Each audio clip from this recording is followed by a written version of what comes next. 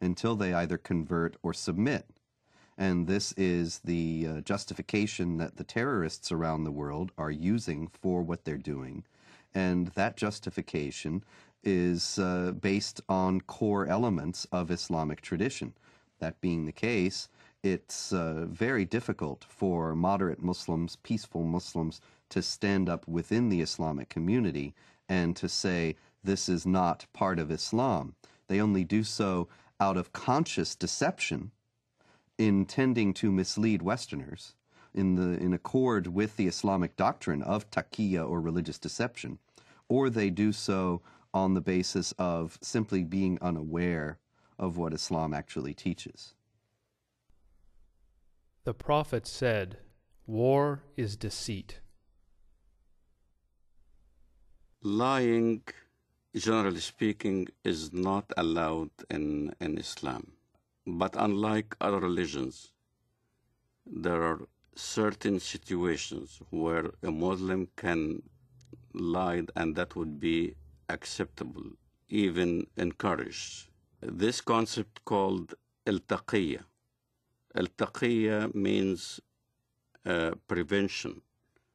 So a Muslim is allowed to lie to prevent harm that may come to him or to Islam. When one is under pressure, one may lie in order to protect the religion. This is taught in the Quran, chapter 3, verse 28, chapter 16, verse 106.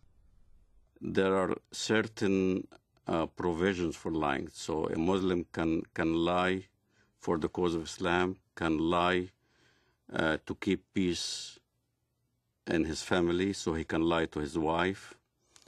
A Muslim can lie to his fellow Muslim to keep peace in the society. Muhammad himself ordered people to lie. When people that he ordered to go and kill somebody, they told him, we cannot kill him unless we lie to that person. He said, okay, fine, lie. The Apostle said, "Who will rid me of Ibn al-Ashraf?" Muhammad bin Maslama, brother of the Bani Abdul Ashal, said, "I will deal with him for you, O Apostle of God. I will kill him." The Apostle said, "Do so if you can." He said, "O Apostle of God, we shall have to tell lies." The Apostle answered, "Say what you like, for you are free in the matter."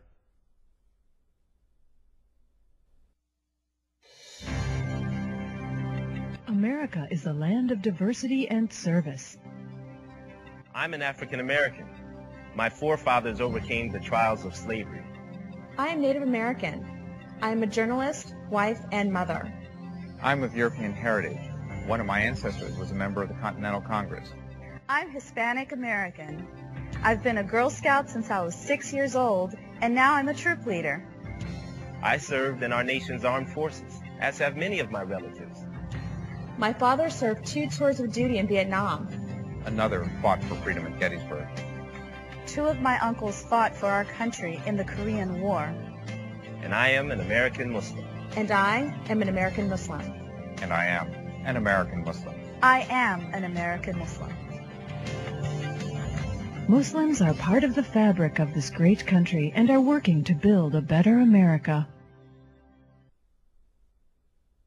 The spokesmen for Islam in the Western world know how to play the game.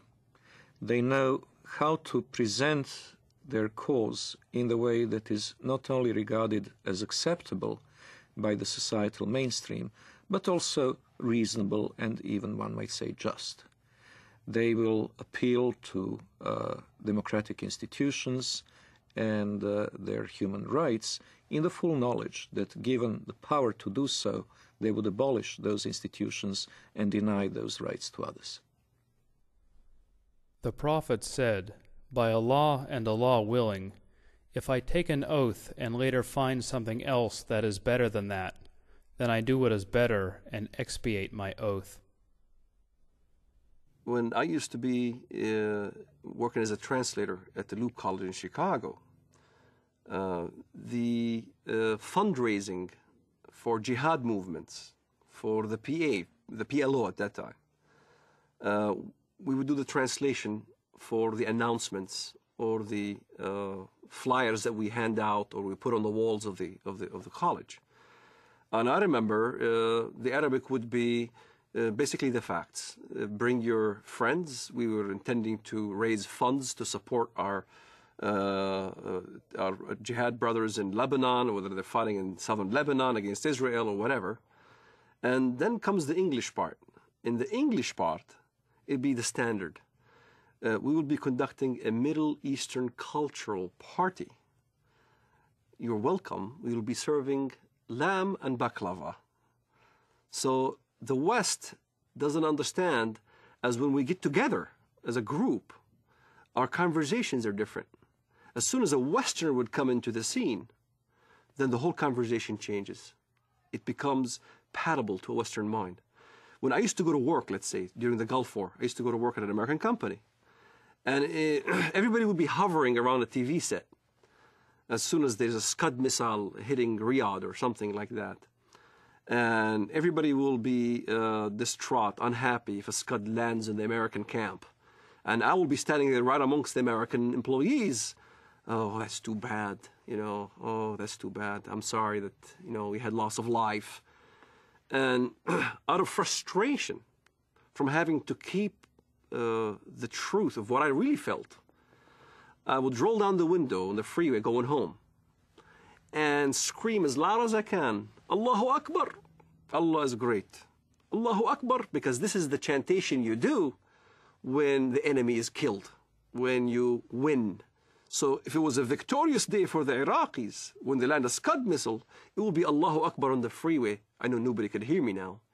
And when I went to my apartment home, the rest of the apartment complex were also Arabs from the Middle East. We'd get together in my apartment, watch the Gulf War, and we'd be praising Allah every time there was some incident where Americans got killed. But it wasn't the same face that we put on when we were in an American environment. In an American environment, you played different scenario. You acted as you are on their side. So there's this whole facade that is hidden from the West of how Muslim fundamentalists who want to propagate jihad in America can act publicly. Is what we are witnessing today a clash of civilizations? We ask that of noted Palestinian scholar and professor of English and comparative literature at Columbia University, Dr. Edward Said. No, I don't think so. And I think the whole thesis is a bit of a false one, because in the first place, civilizations are not, you know, little packages that are kind of completely detached from each other. They're all connected in one way or another. And, you know, so-called Western civilization has many elements of Islamic and Confucian and Latin American and Russian, all the things that... The basis of and prophet of this new version of Islam as a religion of peace and tolerance was Edward Said, who established in all universities and in academia this Islamic vision of peace. On this basis, the whole history of dhimmitude and jihad disappeared. Edward Said, who in his book Orientalism posited that criticism of the Islamic world on the part of Westerners was racist and imperialist.